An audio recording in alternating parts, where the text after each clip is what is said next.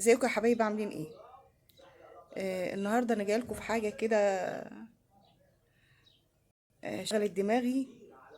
كان الاول واحده يعني عندها بنات بتربي البنات على انهم في تعليمهم وتعليمهم الطبيخ والكنيس والتنظيف كست بيت زي اي حد.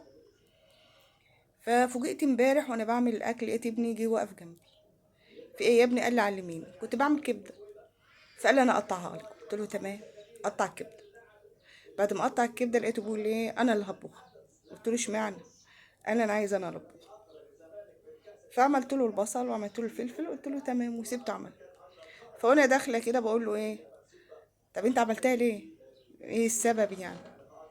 انت بتعلم الطبخ لمراتك؟